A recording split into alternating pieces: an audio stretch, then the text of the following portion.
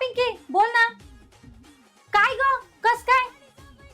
बरं ठीक आहे आणून देते. काय ग काय झालं? सगळं ठीक आहे ना?